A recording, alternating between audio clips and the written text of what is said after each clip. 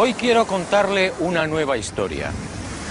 Una historia que muy pocos conocen. Desde siempre he sentido una especial inclinación por los personajes malditos y marginados. Personajes odiados, amados y discutidos. Colón es uno de ellos. El almirante se enfrentó a todo y a todos, pero muy pocos saben de su gran secreto. Sígame y se lo contaré.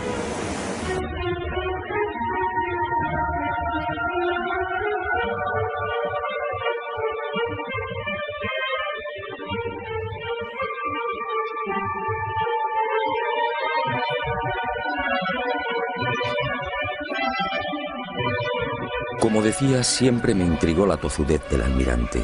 Peleó con sabios y con reyes, y terminó venciendo. Nunca comprendí esa seguridad, hasta que el destino puso en mis manos una información confidencial. Entonces entendí. Y la imagen de Cristóbal Colón apareció ante mí en su auténtica dimensión. Un Colón frío, calculador, ambicioso, sin escrúpulos y en posesión de un secreto que no era suyo. La historia, una vez más, fue manipulada. Todo empezó en estas costas de las islas portuguesas de Porto Santo y Madeira hacia el año del Señor de 1476. Mejor dicho, la historia arranca mucho antes y en otros parajes muy distintos. 500 años antes, hacia el 990, los vikingos ya habían mantenido un tráfico regular entre Groenlandia y las costas del norte de América. Los relatos de los audaces normandos se propagaron rápidamente, y de Noruega, patria de los vikingos, saltaron a toda Europa, siendo consignados en el 1070 por el sabio alemán Adam von Bremen. Aquel descubrimiento, según los expertos, se debió a la precipitada fuga de Eric el Rojo.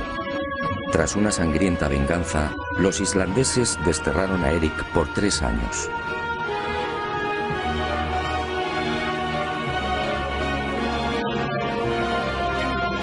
Y el Rojo se embarcó rumbo al oeste con su familia y un puñado de seguidores.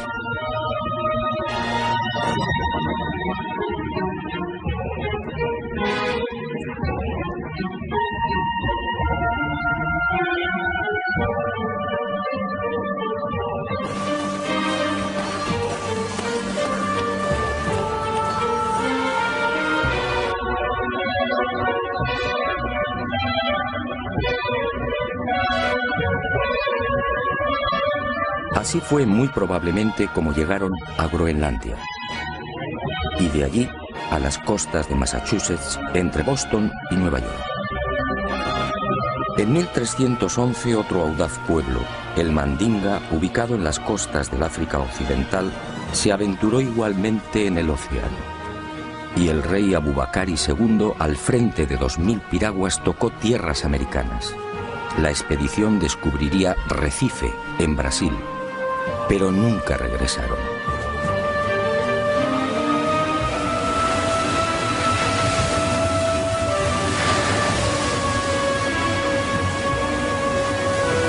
Mucho antes que vikingos y mandingas, otros pueblos supieron también de la existencia de América.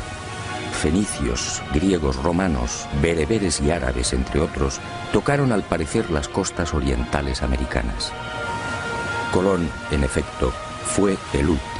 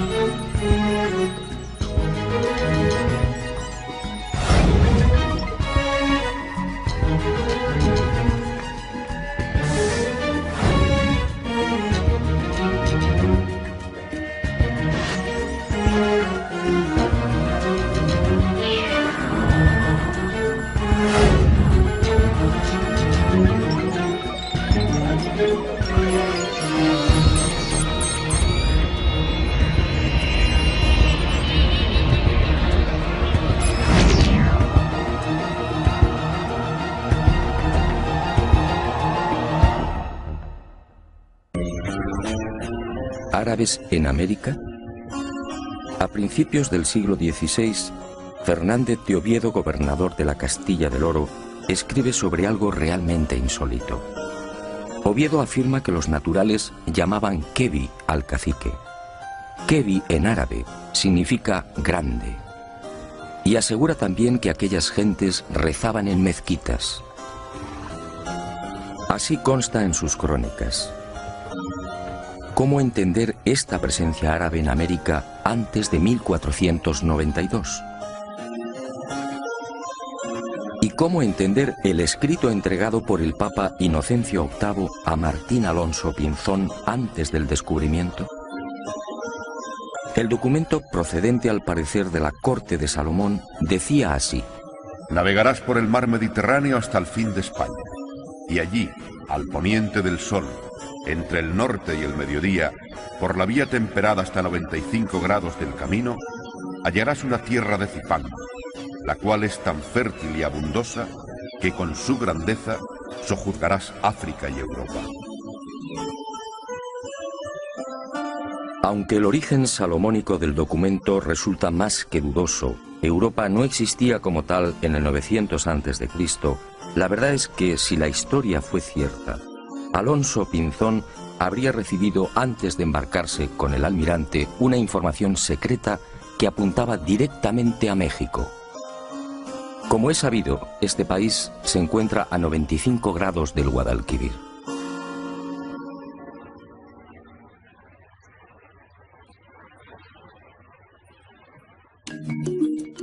Pero más intrigante aún es la existencia de maíz en tierras del sur de España antes de 1492. Todo el mundo sabe que esta planta es oriunda de América. ¿Cómo explicar entonces lo escrito por Alonso de Palencia con motivo de los ataques de Enrique IV a la ciudad de Granada en 1456? Según Palencia, el rey preparó la conquista de la ciudad morisca, quemándoles en verano las mieses y en otoño las cosechas de mijo y maíz.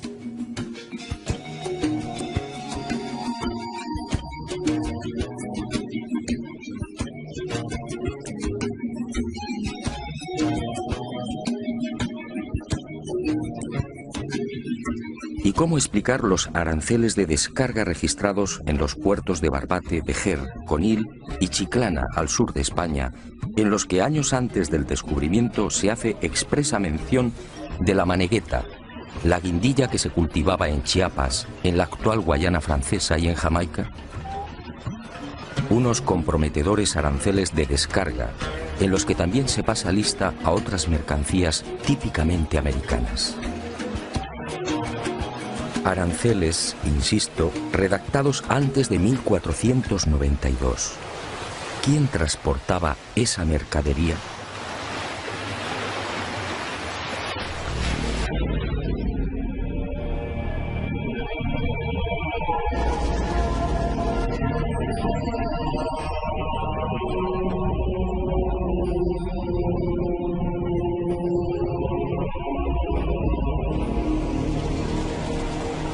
Es probable que el joven Cristóbal Colón llegase a tierras portuguesas hacia 1476, cuando contaba unos 25 años de edad.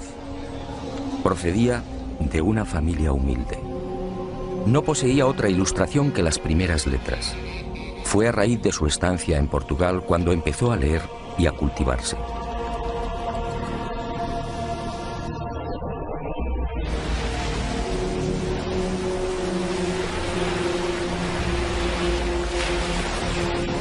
Y fue en Madeira donde entró en los negocios de compra de azúcar. En 1477 se casa con Felipa Moniz, instalándose en la isla de Porto Santo, muy próxima a Madeira. Aquí vive en la casa de su suegra. Aquí, según mis informaciones, arrancó la muy particular e ignorada historia del que llegaría a ser almirante de la mar Oceana. Una historia que Colón mantuvo en secreto.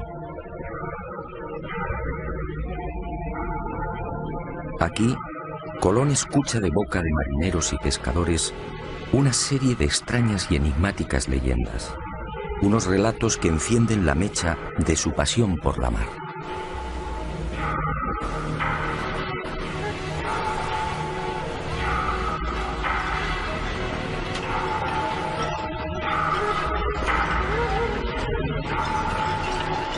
Las gentes de las Azores le contaron cómo los vientos de poniente arrojaban con frecuencia a las playas restos de árboles desconocidos en aquellas islas.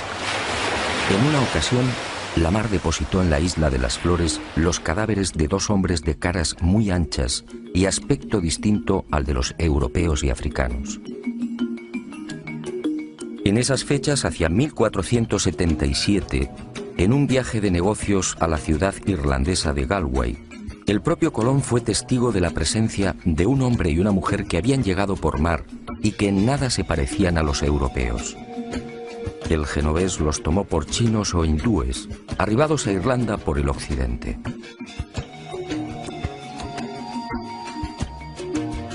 Estos avisos, decisivos diría yo, siguieron llegando a oídos de Colón.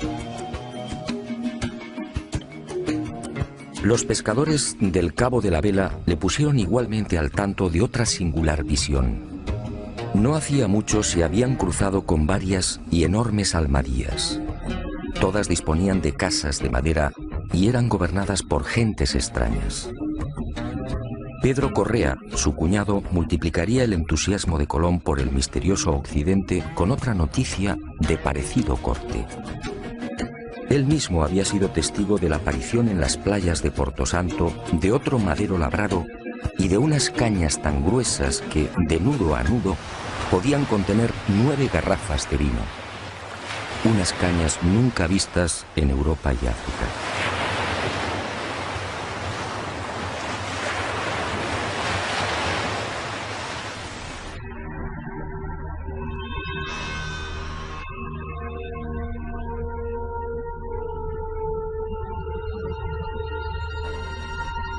Paso a paso, Cristóbal Colón se vio envuelto en la apasionante idea de navegar hacia aquel horizonte por el que se ponía el sol. Y fue este creciente entusiasmo lo que muy probablemente decidió a su suegra a entregarle las cartas y escritos de Bartolomeo Perestrello, su marido ya fallecido. Nada se sabe con certeza de estos papeles del que fuera navegante italiano y gobernador de Porto Santo. Lo que sí parece claro es que aquella información debió coincidir con las narraciones de marinos y pescadores lusitanos y castellanos.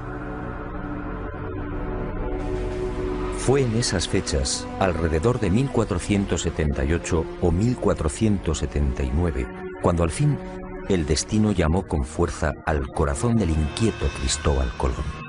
Y sucedió algo que cambiaría bruscamente el rumbo de su vida. Algo que muy pocos conocieron y conocen. Algo que se convertiría en su gran secreto y finalmente en su gran tragedia. En esos años, la mermada tripulación de una carabela casi desguazada arriba casualmente a las costas de Porto Santo. Son hombres enfermos y maltrechos. Un piloto y 4 o 5 tripulantes. Son castellanos, quizá portugueses, y uno tras otro van muriendo. Colón, compasivo, se hace cargo del piloto y lo aloja en su casa. Y así, el increíble destino pone en sus manos una historia fascinante que cierra el círculo. Quizá por agradecimiento, quizá porque sabe que la muerte le ronda, este piloto anónimo termina por narrar a Colón los detalles de su peripecia. Navegando desde las costas africanas, probablemente en la región del Golfo de Guinea, la carabela que transporta madera y alimentos se ve sorprendida por una furiosa tormenta. Y los poderosos vientos alisios la desvían de su inicial derrota, presumiblemente hacia la península ibérica o Inglaterra. Finalmente, la tripulación escapa del temporal y descubre con asombro que se encuentra en mitad de unas islas completamente desconocidas. Ellos no lo saben, pero los vientos los han empujado hasta el Caribe. Y durante 1 o 2 años, 1476 y 1477, estos hombres blancos navegan de isla en isla. Son bien acogidos por los naturales, se mezclan y conviven con ellos, llegan a construir un pequeño fortín, descubren oro, y el piloto va tomando notas de cuanto ve. registra perfiles, ensenadas y montes, calcula leguas y distancias, reseña marcas y referencias, hasta que un día aquel paraíso se convierte en un infierno. La tripulación, carente de defensas, contrae una dolencia tan peligrosa como desconocida. Ellos no pueden saberlo, pero las bellezas taínas les han contagiado la espirochaeta pálida, la temible sífilis. El mal alcanza su fase secundaria y los hombres blancos ven con impotencia cómo sus cuerpos se cubren de pústulas, y la fiebre y los dolores terminan postrándolos. Al ver cómo sus compañeros van muriendo inexorablemente, el piloto anónimo decide regresar. Y allí, cosas del destino, está Cristóbal Colón. Es posible que este retorno del piloto anónimo ocurriera hacia 1477 o 1478. El navegante muere y Colón hace suya toda la información suministrada por el desdichado prenauta. Dueño y señor de la oportunísima revelación, Colón se entusiasma definitivamente con la idea de alcanzar esas tierras ignoradas, utilizando para ello el camino de Occidente. Esta asombrosa y secreta historia, guardada celosamente por el almirante, me fue facilitada hace ya 25 años por el entonces prior de los franciscanos de la Rábida, Francisco de Asís Oterino. Y fue él quien me aconsejó que consultase con los más destacados americanistas del momento. Un suceso que, según los cronistas de la época, terminaría filtrándose y propagándose. Y en 1535 apareció por primera vez en letra impresa. Todo cuanto me reveló el prior de los franciscanos se vio ratificado con creces.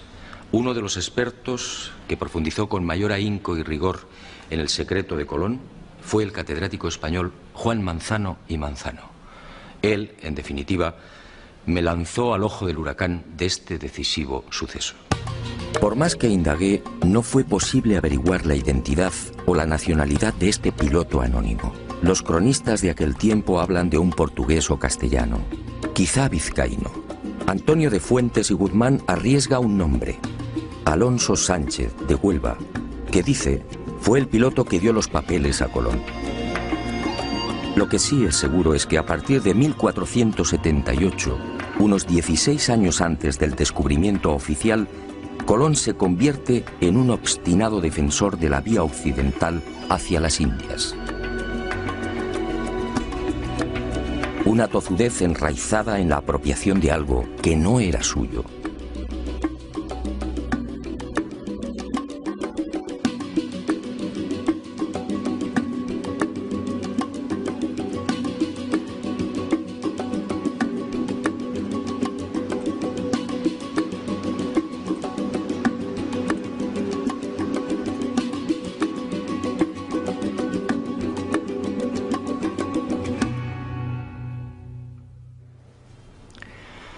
A partir de esa información privilegiada, Colón se convierte en otro hombre.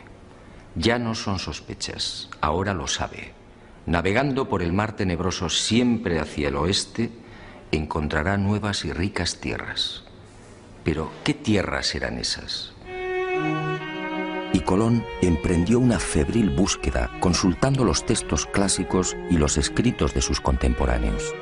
Se sumergió impaciente en el Imago Mundi y en las páginas de la Historia Rerum. Estudió la Biblia, el Libro de los Reyes, la glosa ordinaria de Nicolás de Lira, Aristóteles, Isidoro, Marco Polo y un largo etcétera. Y en los márgenes de estos libros fue anotando reflexiones, dudas y certezas. Fueron tiempos difíciles y angustiosos.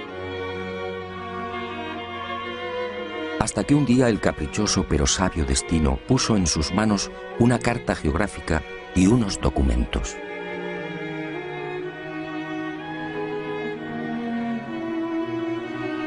Eran obra del célebre físico, matemático y astrónomo Paolo Poscio Toscanelli. El 24 de junio de 1474, 2 años antes de la llegada de Colón a Portugal, el canónigo lisboeta Fernão Martins recibía una carta desde Florencia. Era una misiva de su amigo Toscanelli. Meses atrás, durante la estancia de Martins en Italia, el canónigo tuvo oportunidad de cambiar impresiones con el sabio florentino sobre las navegaciones de sus compatriotas, los portugueses, por las costas africanas. Los lusitanos llevaban tiempo intentando alcanzar las regiones orientales de las Indias, donde al parecer se hallaban las famosas islas de la especiería. Y Toscanelli le anunció algo insólito.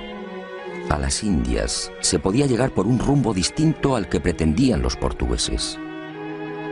Bastaba cruzar el mar tenebroso, siempre hacia el oeste.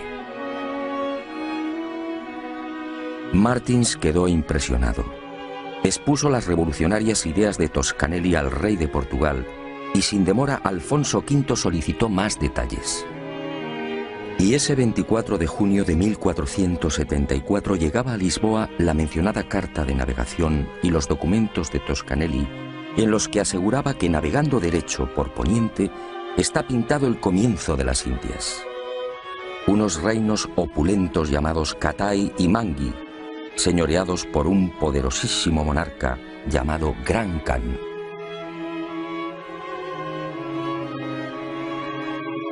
No es difícil imaginar la sorpresa y alegría de Colón al leer y repasar estos documentos de Toscanelli. Allí estaba la confirmación a lo proporcionado en secreto por el piloto anónimo.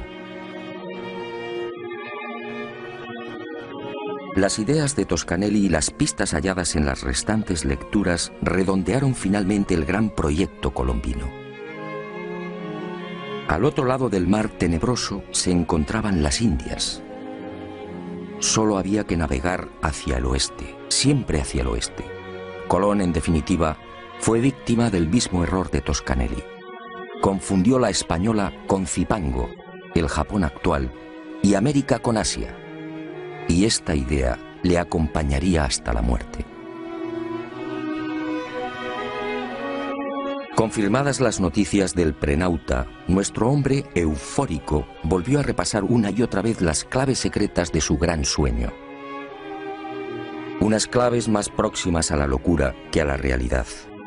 Para Colón, en esos años previos a 1492, Zipango, la isla del oro, se hallaba a 750 leguas de Canarias. Para Colón, las míticas minas del rey Salomón no podían ser otras que las descubiertas por el piloto anónimo al sur de la gran isla del oro. Para Colón, las tierras firmes del Gran Khan, el Catai de Toscanelli, se alzaban al oeste del Zipango, es decir, a poco más de 1100 leguas de las Canarias. Dominado por la fiebre descubridora y por aquellas lecturas, adelantándose al Quijote, Colón confunde Jamaica con el reino de Saba. Y cree que uno de los reyes magos partió justamente de esta isla.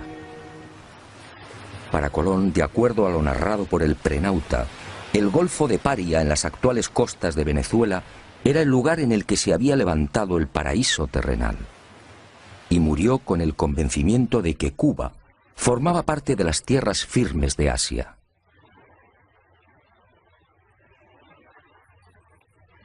Y con el ambicioso proyecto descubridor perfectamente armado, Colón pasó a la acción. Sus primeros movimientos prudentemente lo llevaron hasta la región de Guinea. Pudo ser en 1482 o 1483. Quizá con la excusa de un viaje de negocios se embarca y recorre las aguas del Golfo africano. Pero su objetivo era otro. Colón, siempre minucioso, trata de verificar las informaciones del prenauta. Intenta comprobar in situ la dirección de los alisios y de las corrientes dominantes. El piloto anónimo estaba en lo cierto. Vientos y corrientes marinos empujan a los navíos hacia poniente. Y sin demora, Cristóbal Colón ofrece su sueño al rey portugués. Corría el año de 1484. De haber aceptado su propuesta, el futuro almirante de la mar Océana habría partido desde Cabo Verde en el mencionado Golfo de Guinea.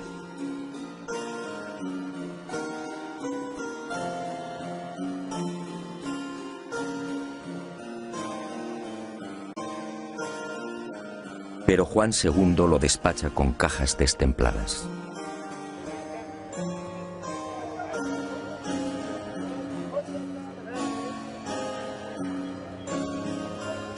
Colón desaparece y se traga la rabia. Lo que Colón no supo en esos momentos es que el rey a sus espaldas, aconsejado por Ortiz de Calzadilla, obispo de Ceuta, de quien mucho se fiaba, resolvió mandar en secreto una carabela. Así lo cuenta Hernando, hijo de Cristóbal Colón. Pero la carabela enviada con brevedad a las islas de Cabo Verde no halló lo que dijera Colón. Y el proyecto colombino, como el de Toscanelli, fue olvidado por Juan II.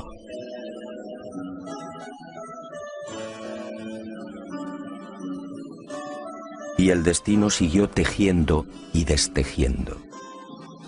Colón supo de la turbia maniobra del rey portugués, y a esta decepción se sumó la muerte de su mujer y la pésima marcha de los negocios. Colón entonces tomó la decisión de abandonar Portugal. Corría la primavera de 1485 y decidió probar fortuna en la corte de la vecina Castilla. Pero antes, apremiado por la escasa bolsa, viajó a Huelva, encomendando a su joven hijo, Diego, a los cuidados de Violante Móniz, su cuñada. Y el destino atento le obligó a pasar por el monasterio franciscano de la Rábida. Allí, Colón recibiría una bocanada de oxígeno. Uno de los frailes, Antonio de Marchena, se entusiasmó con la idea. Y Colón, nuevamente eufórico, fue al encuentro de Isabel y Fernando, los reyes católicos. Nueva decepción. Nadie le cree. La llamada Junta de Salamanca rechaza el proyecto. El testimonio del doctor Rodrigo Maldonado de Talavera, miembro de esta junta de sabios y expertos, resume el sentir general. Este testigo, con el prior de Prado y con otros sabios y letrados y marineros, platicaron con el dicho almirante sobre su ida a las dichas islas, y todos ellos concordaban que era imposible ser verdad lo que el dicho almirante decía.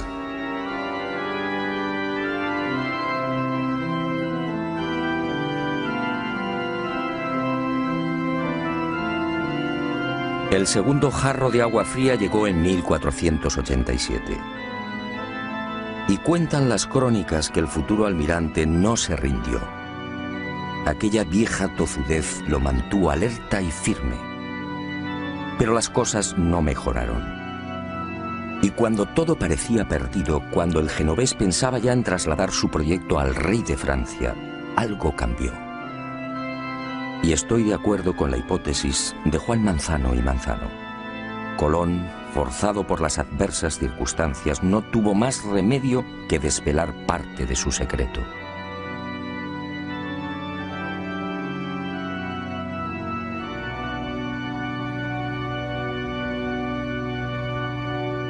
Y en abril de 1492, finalmente, Cristóbal Colón triunfa. Concluida la conquista de Granada por los reyes católicos, los monarcas firman las llamadas capitulaciones de Santa Fe.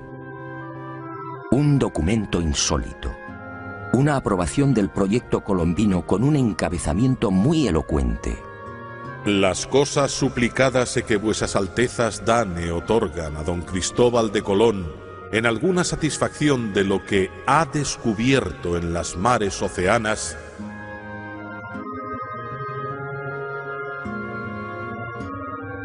¿de lo que ha descubierto? Estábamos en abril de 1492. La increíble concesión solo puede explicarse por lo ya mencionado. Colón tuvo que confesar parte de lo transmitido por el desdichado piloto anónimo. Pero obviamente silenció la fuente y mantuvo como suyo lo que era de otro. Pero hay más. En esos sospechosos documentos previos al gran viaje descubridor, los reyes católicos, al entrar en detalles, cometen 3 indiscreciones que confirman cuanto sostengo. Conceden a Colón los títulos de virrey y almirante y le otorgan 1/10 de cuanto se consiga en esas tierras incógnitas. En buena ley todo esto debería de haber llegado después, y al proceder a la requisa de las necesarias naves, ordenan lo siguiente: para ir a ciertas partes de la mar Océana. Evidentemente los reyes católicos tenían una información privilegiada. El tercer desliz es mucho más elocuente. Al designar a Diego Rodríguez Prieto como el hombre que debía facilitar las carabelas, la ordenanza real fija su sueldo en 4 meses. Y me pregunto, ¿cómo sabían los reyes católicos la duración del viaje en aquel abril de 1492? Resulta muy sospechoso que solo se equivocaran en 2 semanas. Y llegó el gran viaje. Y con él, y con las siguientes singladuras, Cristóbal Colón terminaría descubriendo sus cartas. Unas cartas marcadas.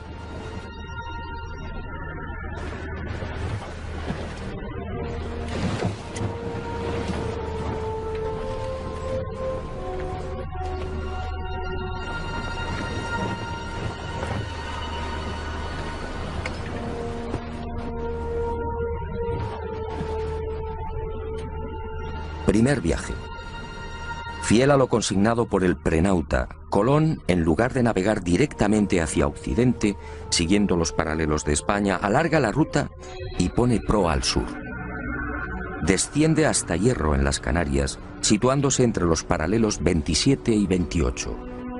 Modifica las velas de la Pinta. Cambia el aparejo latino por el redondo, más útil para beneficiarse de los vientos de popa. Y fiel a esas instrucciones del prenauta, antes de partir de las Canarias, avisa a los capitanes de las otras naves sobre el peligro de un rosario de islas y roqueos ubicados a 700 leguas de Hierro. No es difícil imaginar las caras de los pinzones ante semejante advertencia. Pero el secreto del piloto anónimo no se vio libre de algunos graves errores. El informante de Colón se equivocó al situar la gran isla del Oro. El almirante, al seguir el paralelo 27, dejó esa isla, Zipango, mucho más al sur. Por eso, en este primer viaje, no encuentra el peligroso laberinto de Arrecife, lo que Colón llamaba la entrada a las Indias. Y el 9 de octubre de 1492, la marinería se revela por segunda vez. Y tiene razón. Los hombres se sienten engañados. La cuenta real del almirante en esa fecha suma 1000 leguas. Él había prometido arribar a los arrecifes mucho antes. Y aseguró igualmente que Zipango se hallaba a 750 leguas del punto de partida. La situación en la Santa María, la nave capitana, se hace tan violenta que Colón reúne a los hermanos Pinzón y se ve obligado por segunda vez a desvelar parte de su secreto.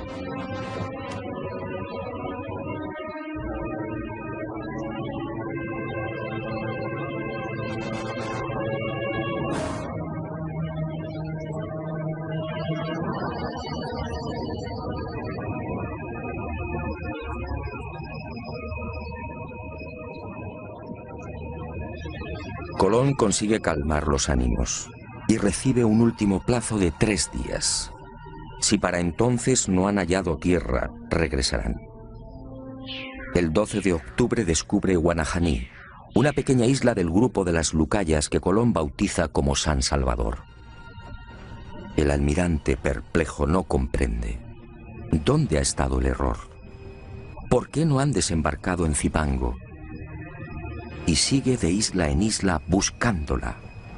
En esos días angustiosos, uno de los ocultos objetivos de Colón se destapa con violencia. Al almirante solo le interesa el oro.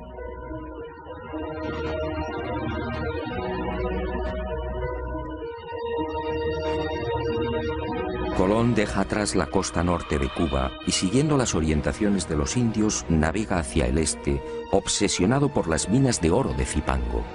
Y el 12 de diciembre tiene lugar otro suceso que llena de admiración a los marinos de la Niña y de la Santa María. Al desembarcar en una ensenada que Colón denominó de la Concepción, en la actual Haití, varios de los exploradores aciertan a establecer contacto con un nutrido grupo de indios. Y entre ellos, varios hombres blancos. Hombres y mujeres jóvenes tan blancos, dicen, como los de España. Hombres y mujeres blancos entre los naturales caribeños.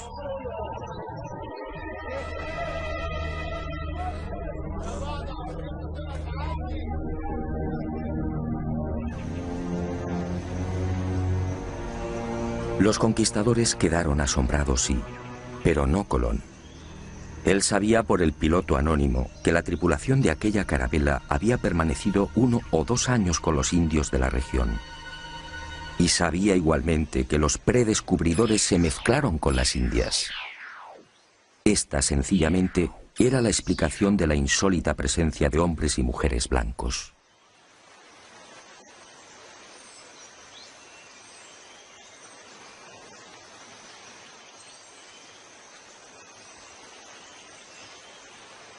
Y Colón por fin avista su gran objetivo. Era el 4 de enero de 1493. Allí estaba la señal que le proporcionara el piloto anónimo. Un cerro inconfundible, con un perfil muy particular y prácticamente asomado a la mar. Montecristi.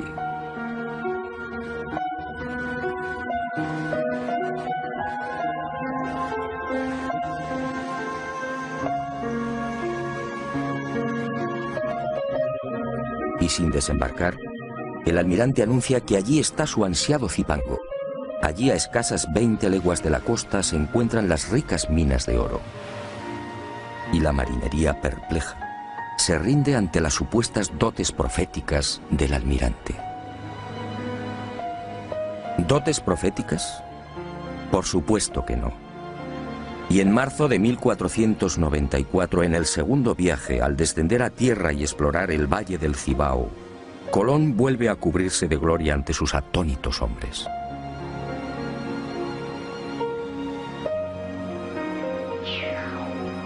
Después de fundar Isabela, marcha decidido hacia el sur, y a 18 leguas exactas de la costa, tal y como había advertido, localiza las minas.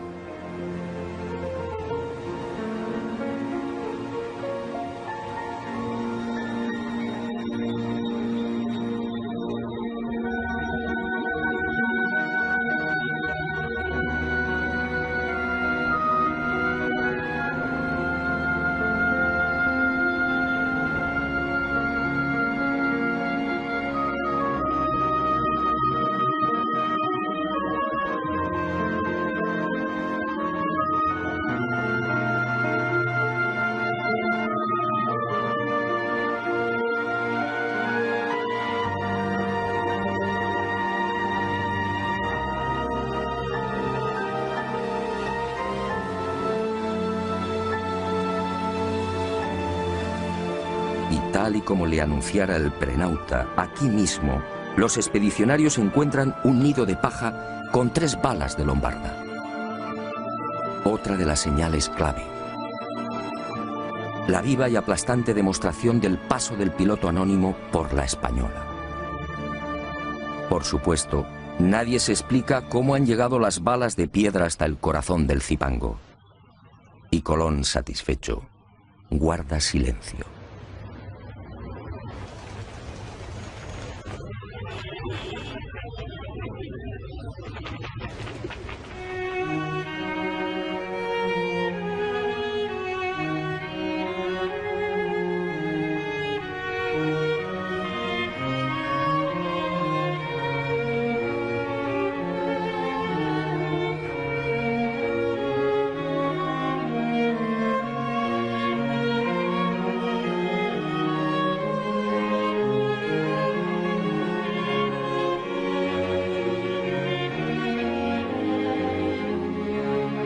Fue también en ese segundo viaje cuando Colón, al aproximarse a la actual Jamaica, reclama la atención de la marinería y dijo: Señores míos, os quiero llevar al lugar de donde salió uno de los 3 magos que vinieron a adorar a Cristo, el cual lugar se llama Saba.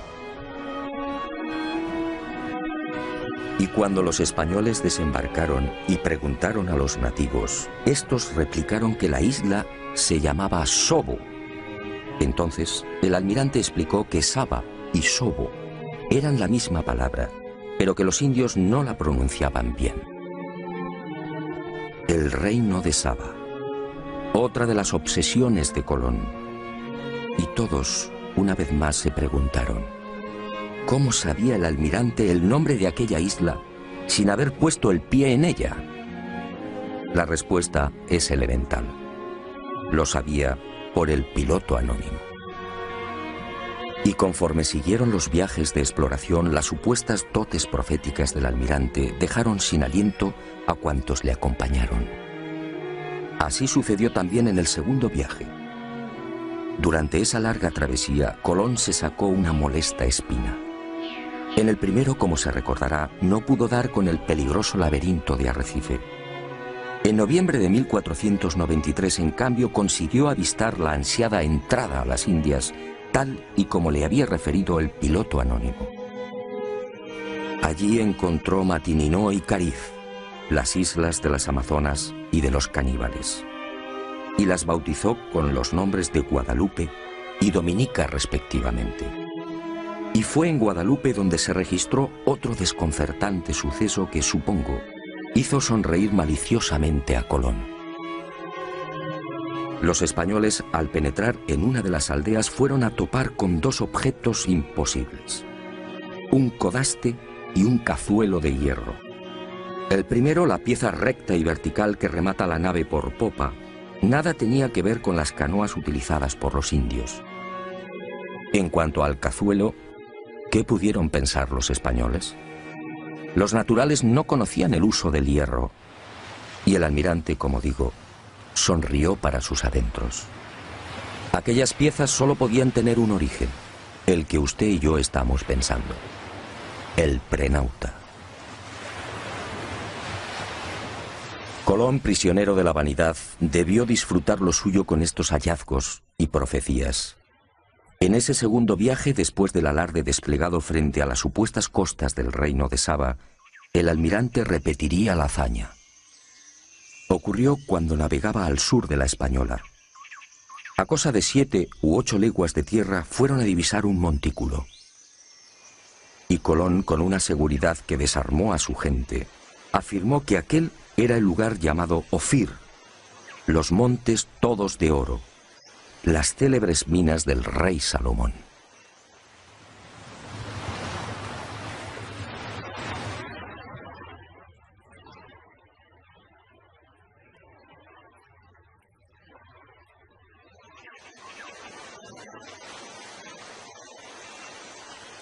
Después, las imaginarias minas del rey Salomón serían explotadas por los conquistadores, y el lugar fue bautizado como San Cristóbal.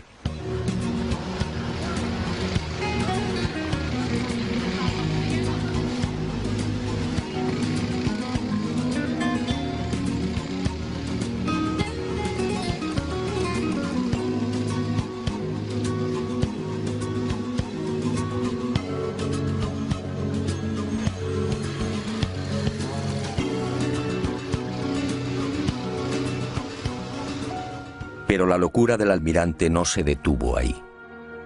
El piloto anónimo le había informado también de un increíble lugar en el que los ríos procedentes de una montaña desembocaban en un enorme lago, produciendo un gran estrépito al chocar con la mar. En el tercer viaje a las Indias, en 1498, Colón busca ese territorio situado a cosa de 50 o 70 leguas al sur de Zipango, según el prenauta. Y lo encuentra. Es el Golfo de Paria, al norte de la actual Venezuela. Descubre el lago, los ríos y queda maravillado al escuchar el fortísimo ruido provocado por la reunión de las aguas dulces y saladas. Y la imaginación, basada en las lecturas del Imago Mundi, le lleva a identificar aquel lugar con el paraíso terrenal. De hecho, lo bautiza con el nombre de los jardines, en recuerdo del jardín del Edén, y murió creyendo que había pisado la sagrada patria de Adán y Eva. Colón, en efecto, disponía de una información secreta y privilegiada, y la utilizó sin escrúpulos, incluso para programar los viajes de vuelta a España. El primero sirve de claro ejemplo de lo que afirmo. Aquel 16 de enero de 1493, cuando toma la decisión de retornar, pone rumbo nordeste, cuarta al este. Busca el paralelo 38 frente a las costas de Virginia y desde allí, sorteando los alisios, se dirige al este. Los fuertes vientos del oeste y la corriente del Golfo lo desplazan hacia Europa. Y Colón termina desembarcando en Lisboa. ¿Cómo pudo saber que debía navegar hacia el norte? ¿Por qué evita el rumbo que había mantenido con tanta tozudez a su salida de Hierro? Colón no conocía la zona. Nada sabía de la corriente del Golfo. Y sin embargo, acertó.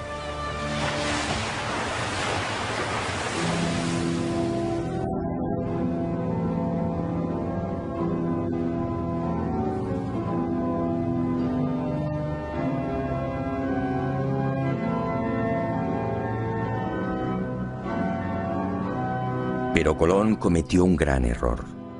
Hizo suyo un secreto que no le pertenecía. Ignoró al piloto anónimo y se quedó con toda la gloria. Y el destino implacable pasó factura. En la primavera de 1499 el virrey almirante es encadenado y devuelto a la corte de Castilla. Y sus privilegios desaparecen. Poco después, el 20 de mayo de 1506, muere en Valladolid. Y muere olvidado y en la ruina.